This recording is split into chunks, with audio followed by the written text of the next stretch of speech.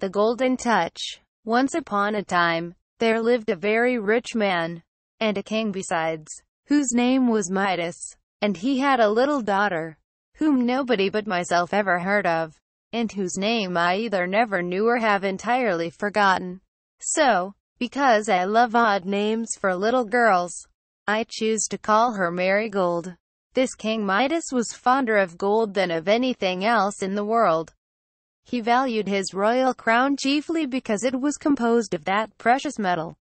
If he loved anything better, or half so well, it was the one little maiden who played so merrily around her father's footstool. But the more Midas loved his daughter, the more did he desire and seek for wealth.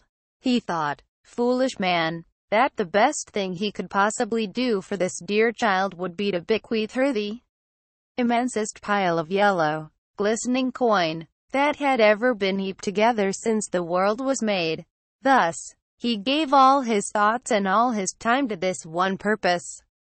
If ever he happened to gaze for an instant at the gold-tinted clouds of sunset, he wished that they were real gold, and that they could be squeezed safely into his strong box. When little Marigold ran to meet him with a bunch of buttercups and dandelions, he used to say, "Po, Po, child, if these flowers were as golden as they look, they would be worth the plucking." Quote, and yet, in his earlier days, before he was so entirely possessed of this insane desire for riches, King Midas had shown a great taste for flowers. He had planted a garden, in which grew the biggest and beautifulest and sweetest roses that any mortal ever saw or smelt. These roses were still growing in the garden, as large, as lovely, and as fragrant as when Midas used to pass whole hours in gazing at them and inhaling their perfume. But now, if he looked at them at all, it was only to calculate how much the garden would be worth if each of the innumerable rose petals were a thin plate of gold. And though he once was fond of music, in spite of an idle story about his ears, which were said to resemble those of an ass, the only music for poor Midas now was the chink of one coin against another. At length, as people always grow more and more foolish, unless they take care to grow wiser and wiser, Midas had got to be so exceedingly unreasonable that he could scarcely bear to see or touch any object that was not gold. He made it his custom, therefore, to pass a large portion of every day in a dark and dreary apartment underground, at the basement of his palace. It was here that he kept his wealth. To this dismal hole, for it was little better than a dungeon, Midas betook himself, whenever he wanted to be particularly happy. Here, after carefully locking the door, he would take a bag of gold coin, or a gold cup as big as a washbowl, or a heavy golden bar, or a peck measure of gold dust, and bring them from the obscure corners of the room into the one bright and narrow sunbeam that fell from the dungeon-like window. He valued the sunbeam for no other reason but that his treasure would not shine without its help. And then would he reckon over the coins in the bag, toss up the bar, and catch it as it came down, sift the gold dust through his fingers, look at the funny image of his own face, as reflected in the burnished circumference of the cup, and whisper to himself, "O Midas, rich King Midas, what a happy man art thou!" But it was laughable to see how the image of his face kept grinning at him out of the polished surface of the cup. It seemed to be aware of his foolish behavior, and to have a naughty inclination to make fun of him. Midas called himself a happy man, but felt that he was not yet quite so happy as he might be. The very tip-top of enjoyment would never be reached, unless the whole world were to become his treasure room, and be filled with yellow metal which should be all his own.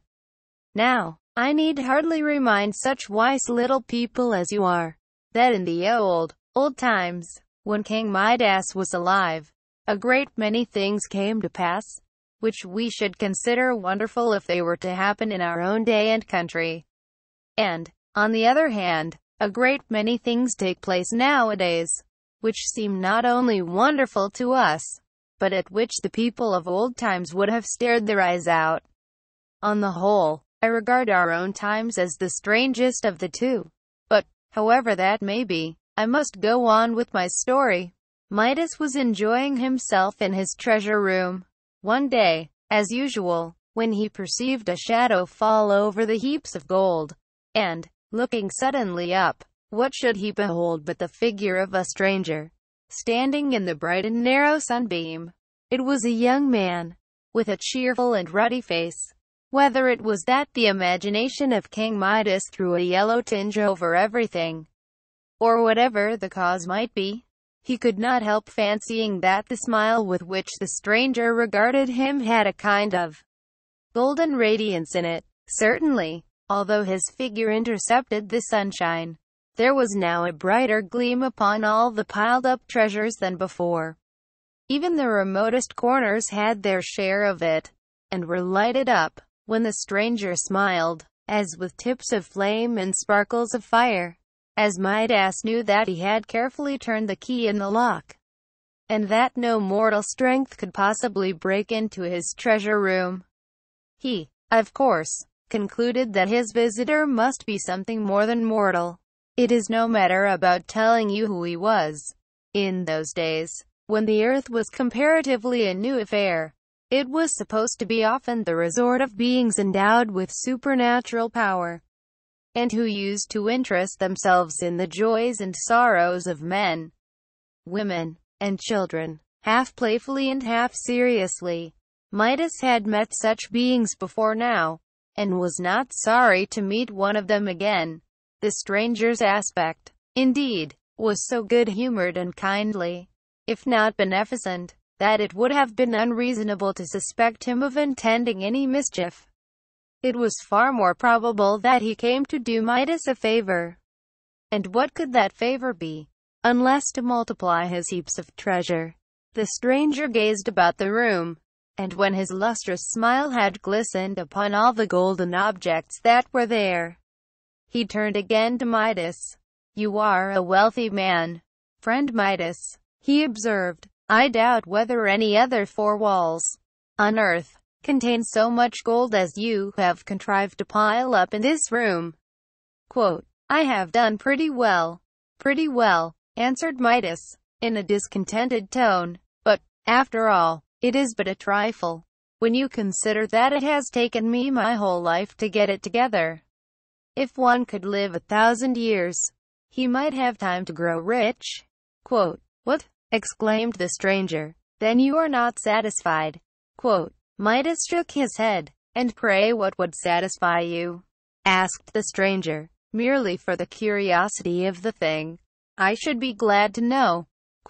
Midas paused and meditated. He felt a presentiment that the stranger, with such a golden luster in his good-humored smile, had come hither with both the power and the purpose of gratifying his utmost wishes.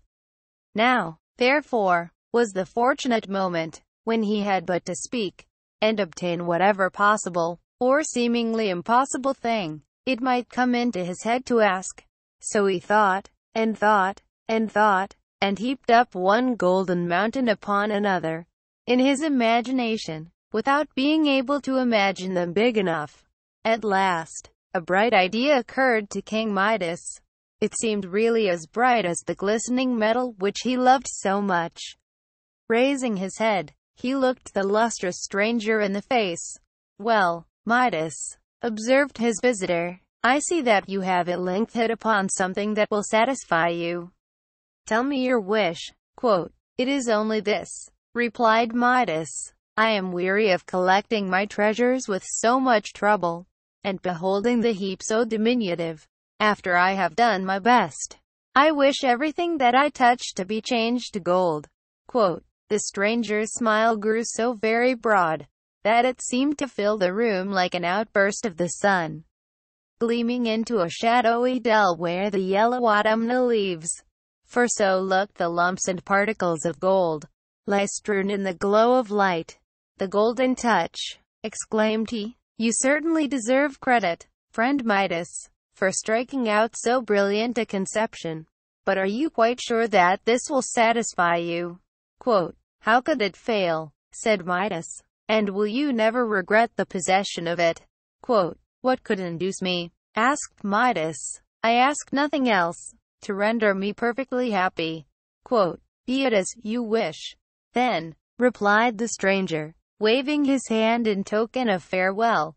"Tomorrow, at sunrise, you will find yourself gifted with the golden touch." Quote, the figure of the stranger then became exceedingly bright, and Midas involuntarily closed his eyes. On opening them again, he beheld only one yellow sunbeam in the room, and, all around him, the glistening of the precious metal which he had spent his life in hoarding up. Whether Midas slept as usual that night, the story does not say. Asleep or awake, however, his mind was probably in the state of a child's, to whom a beautiful new plaything has been promised in the morning.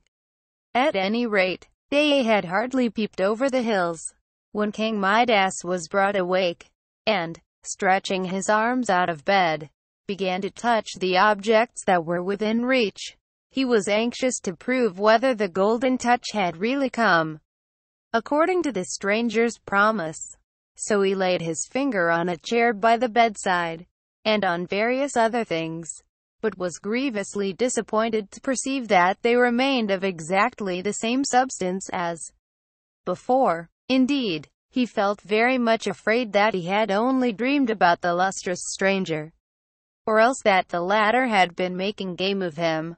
And what a miserable affair would it be, if, after all his hopes, Midas must content himself with what little gold he could scrape together by ordinary means, instead of creating it by a touch. All this while it was only the gray of the morning, with but a streak of brightness along the edge of the sky, where Midas could not see it. He lay in a very disconsolate mood, regretting the downfall of his hopes, and kept growing sadder and sadder, until the earliest sunbeam shone through the window, and gilded the ceiling over his head. It seemed to Midas that this bright yellow sunbeam was reflected in rather a singular way on the white covering of the bed. Looking more closely, what was his astonishment and delight, when he found that this linen fabric had been transmuted to what seemed a woven texture of the purest and brightest gold. The golden touch had come to him with the first sunbeam. Midas started up, in a kind of joyful frenzy, and ran about the room, grasping at everything that happened to be in his way. He seized one of the bedposts, and it became immediately a fluted golden pillar. He pulled aside a window curtain, in order to admit a clear spectacle of the wonders which he was performing, and the tassel grew heavy in his hand, a mass of gold. He took up a book from the table. At his first touch, it assumed the appearance of such a splendidly bound and gilt-edged volume as one often meets with nowadays, but, on running his fingers through the leaves, behold, it was a bundle of thin golden plates, in which all the wisdom of the book had grown illegible. He hurriedly put on his clothes, and was enraptured to see himself in a magnificent suit of gold cloth, which retained its flexibility and softness, although it burdened him a little with its weight. He drew out his handkerchief, which little Marigold had hemmed for him. That was likewise gold, with the dear child's neat and pretty stitches running all along the border, in gold thread. Somehow or other, this last transformation did not quite please King Midas.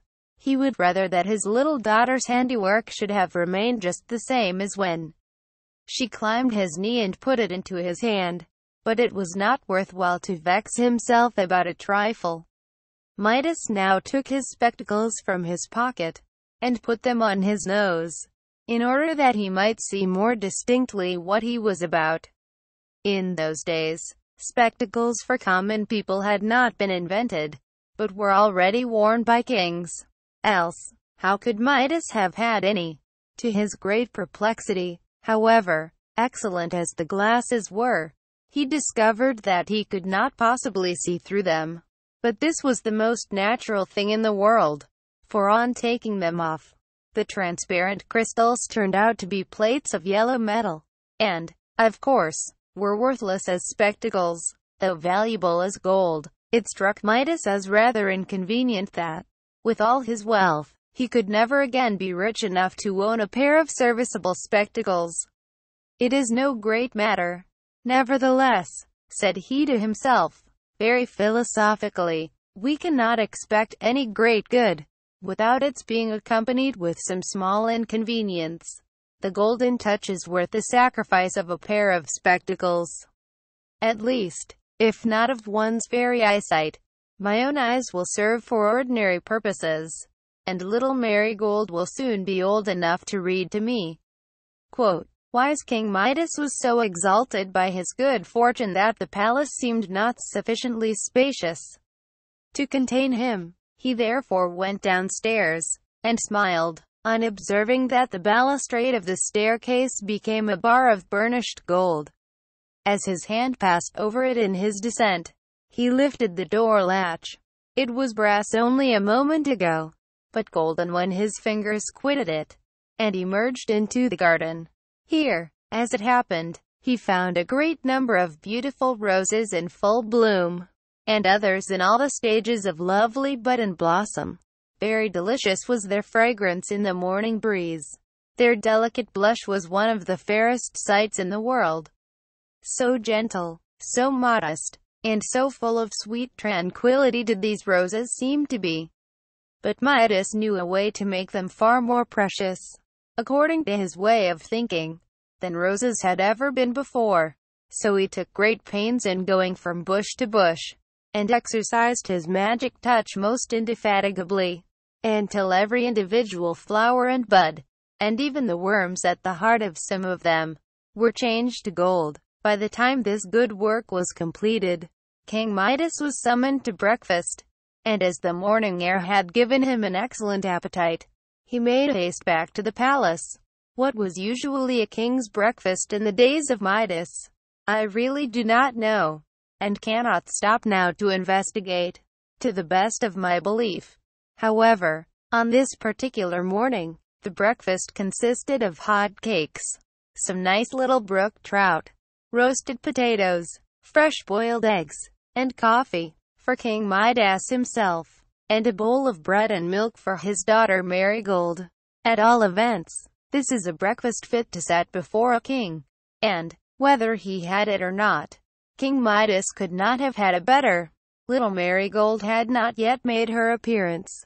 Her father ordered her to be called, and, seating himself at table, awaited the child's coming, in order to begin his own breakfast. To do Midas justice, he really loved his daughter, and loved her so much the more this morning, on account of the good fortune which had befallen him. It was not a great while before he heard her coming along the passageway crying bitterly.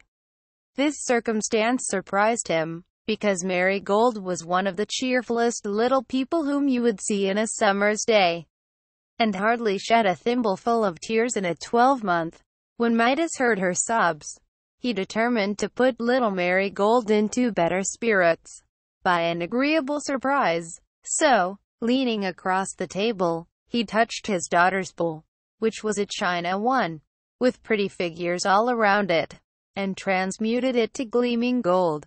Meanwhile, Marigold slowly and disconsolately opened the door, and showed herself with her apron at her eyes, still sobbing as if her heart would break.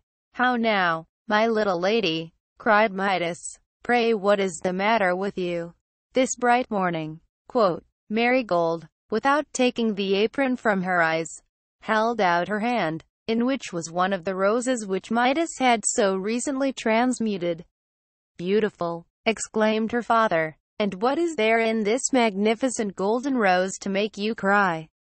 Quote, "Ah, dear father," answered the child, as well as her sobs would let her, "it is not beautiful, but the ugliest flower that ever grew. As soon as I was dressed I ran into the garden to gather some roses for you, because I know you like them, and like them the better when gathered by your little daughter. But, oh dear, dear me, what do you think has happened? Such a misfortune! All the beautiful roses, that smelled so sweet and had so many lovely blushes, are blighted and spoiled. They are grown quite yellow, as you see this one, and have no longer any fragrance. What can have been the matter with them?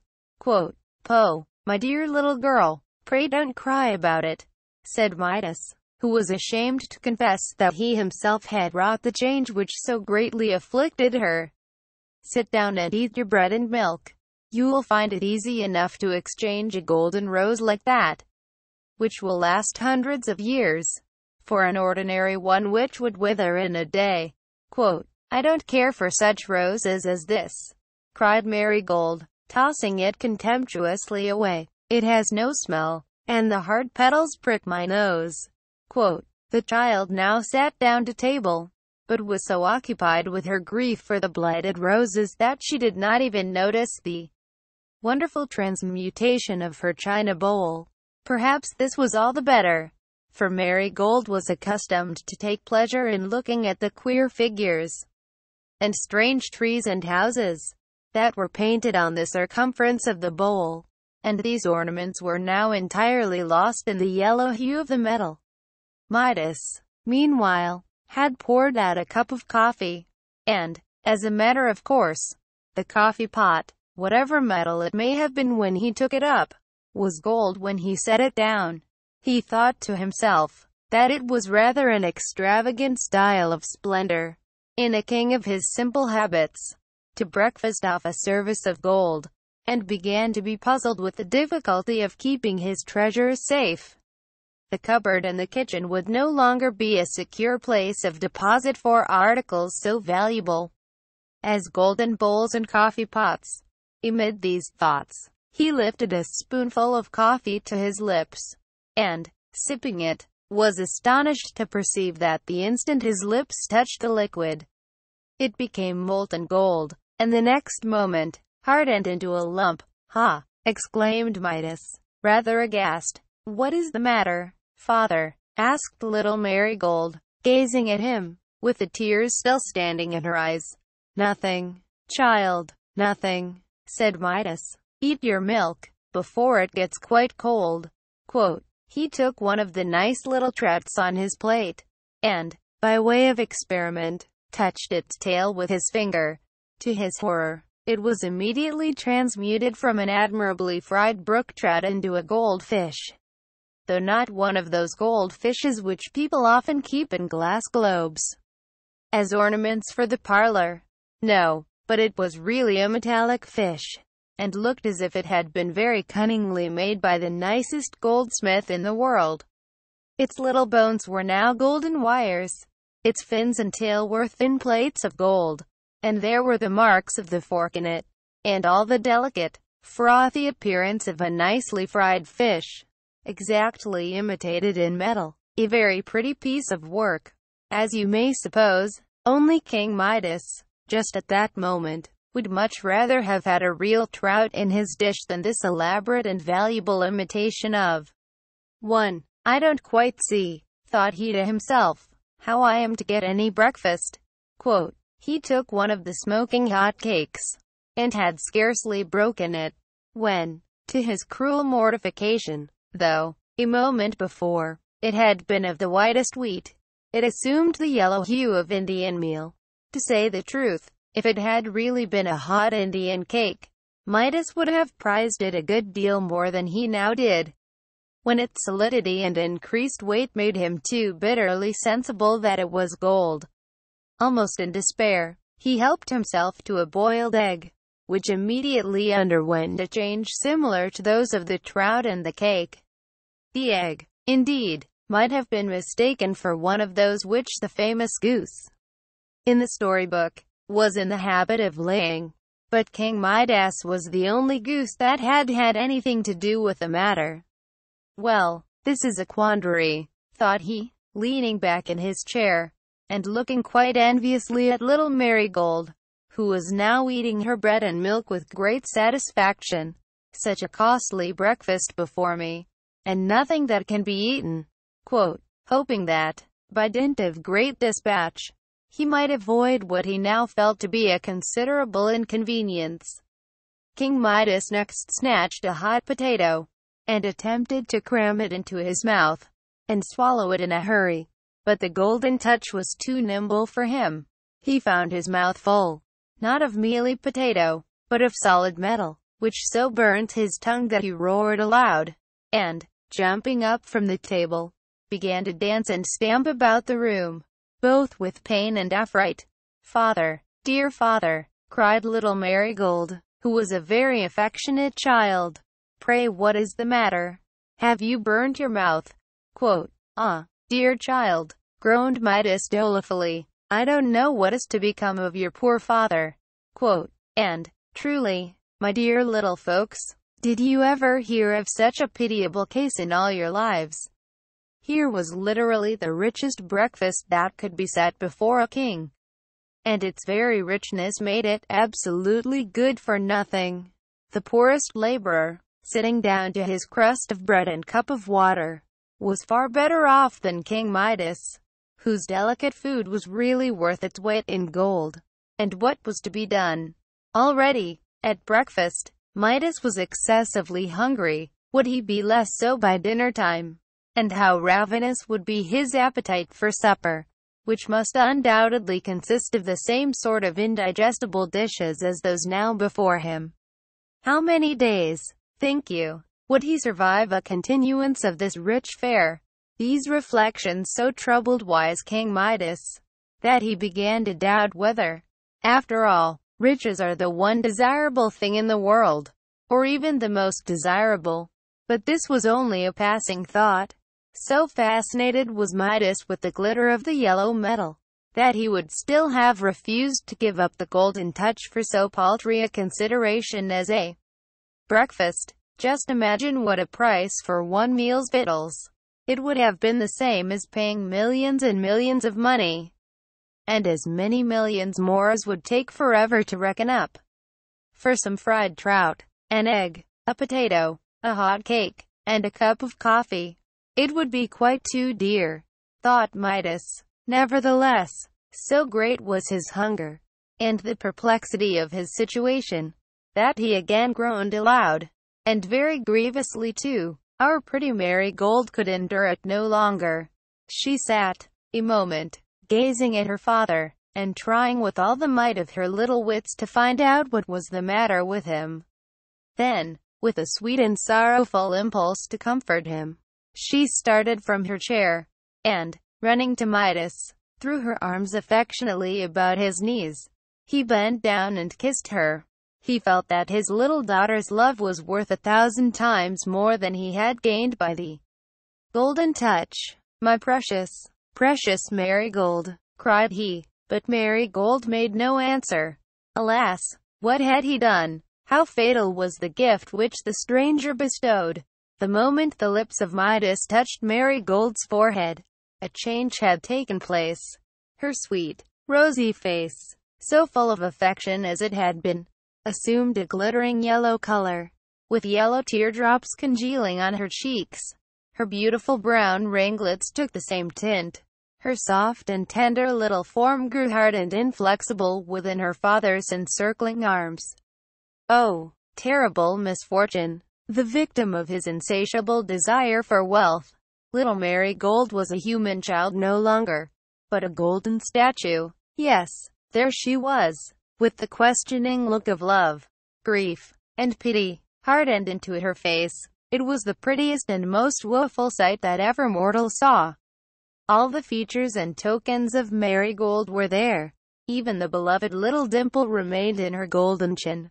But the more perfect was the resemblance, the greater was the father's agony at beholding this golden image, which was all that was left him of a daughter. It had been a favorite phrase of Midas, whenever he felt particularly fond of the child, to say that she was worth her weight in gold. And now the phrase had become literally true. And now, at last, when it was too late, he felt how infinitely a warm and tender heart, that loved him, exceeded in value all the wealth that could be piled up betwixt the earth and sky. It would be too sad a story, if I were to tell you how Midas, in the fullness of all his gratified desires, began to wring his hands and bemoan himself, and how he could neither bear to look at Marigold, nor yet to look away from her. except when his eyes were fixed on the image. He could not possibly believe that she was changed to gold. But stealing another glance, there was the precious little figure, with a yellow tear drop on its yellow cheek, and a look so piteous and tender that it seemed as if that very expression must needs soften the gold, and make it flesh again. This, however, could not be, so Midas had only to wring his hands, and to wish that he were the poorest man in the wide world. If the loss of all his wealth might bring back the faintest rose color to his dear child's face. While he was in this tumult of despair, he suddenly beheld a stranger standing near the door. Midas bent down his head, without speaking, for he recognized the same figure which had appeared to him the day before, in the treasure room, and had bestowed on him this disastrous faculty of the golden touch. The stranger's countenance still wore a smile, which seemed to shed a yellow luster all about the room, and gleamed on little Marigold's image, and on the other objects that had been transmuted by the touch of Midas. "Well, friend Midas," said the stranger, "pray how do you succeed with the golden touch?" Midas shook his head. "I am very miserable," said he. "Very miserable, indeed," exclaimed the stranger. "And how happens that? Have I not faithfully kept my promise with you? Have you not everything that your heart desired?" "Gold is not everything," answered Midas, "and I have lost all that my heart really cared for." "Ah, so you have made a discovery since yesterday," observed the stranger. "Let us see, then, which of these two things do you think is really worth the most? The gift of the golden touch, or 1 cup of clear cold water?" "Oh, blessed water!" exclaimed Midas. "It will never moisten my parched throat again." "The golden touch," continued the stranger, "or a crust of bread?" "A piece of bread," answered Midas, "is worth all the gold on earth."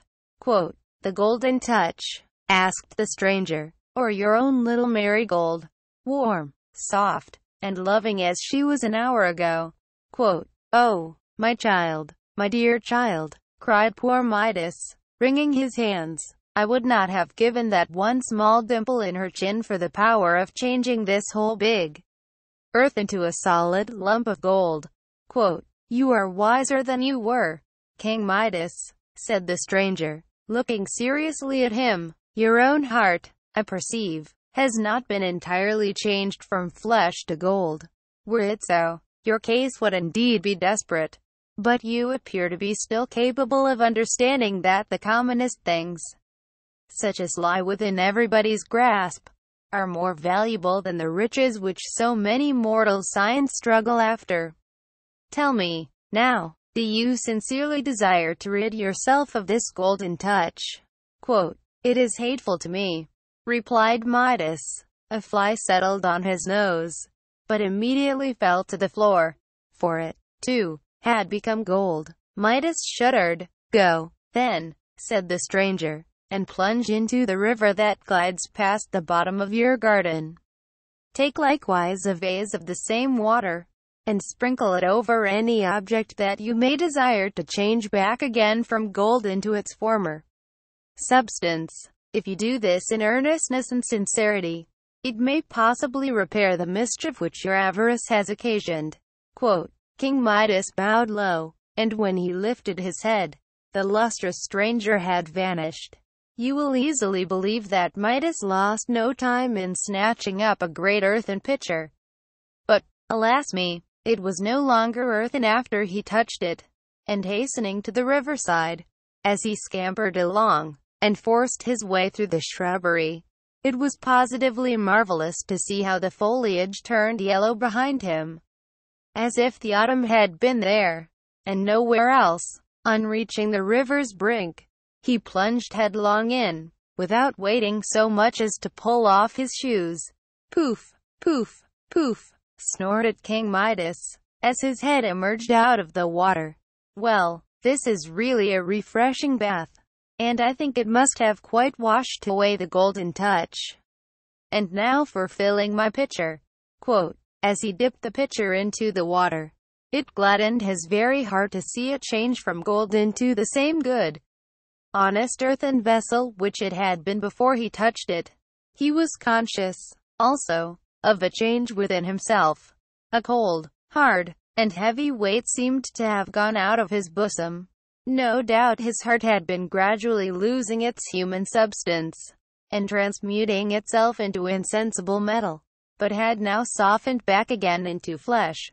Perceiving a violet that grew on the bank of the river, Midas touched it with his finger, and was overjoyed to find that the delicate flower retained its purple hue, instead of undergoing a yellow blight. The curse of the golden touch had therefore really been removed from him. King Midas hastened back to the palace, and I suppose the servants knew not what to make of it when they saw their royal master so carefully bringing home an earthen pitcher of water. But that water, which was to undo all the mischief that his folly had wrought, was more precious to Midas than an ocean of molten gold could have been. The first thing he did, as you need hardly be told, was to sprinkle it by handfuls over the golden figure of little Marigold. No sooner did it fall on her than you would have laughed to see how the rosy color came back to the dear child's cheek, and how she began to sneeze and sputter, and how astonished she was to find herself dripping wet, and her father still throwing more water over her. "Pray do not, dear father," cried she. "See how you have wet my nice frock, which I put on only this morning." For Marigold did not know that she had been a little golden statue, nor could she remember anything that had happened since the moment when she ran with outstretched arms to comfort poor King Midas. Her father did not think it necessary to tell his beloved child how very foolish he had been, but contented himself with showing how much wiser he had now grown. For this purpose he led little Marigold into the garden, where he sprinkled all the remainder of the water over the rose bushes, and with such good effect that above 5,000 roses recovered their beautiful bloom. There were two circumstances, however, which, as long as he lived, used to put King Midas in mind of the golden touch. One was, that the sands of the river sparkled like gold. The other, that little Marigold's hair had now a golden tinge, which he had never observed in it before she had been transmuted by the effect of his kiss. This change of hue was really an improvement, and made Marigold's hair richer than in her babyhood, when King Midas had grown quite an old man, and used to trot Marigold's children on his knee. He was fond of telling them this marvelous story, pretty much as I have now told it to you, and then would he stroke their glossy ringlets, and tell them that their hair, likewise, had a rich shade of gold, which they had inherited from their mother. "And to tell you the truth, my precious little folks," quoth King Midas, diligently trotting the children all the while, "ever since that morning, I have hated the very sight of all other gold, save this." Back to Classic Stories, Maine.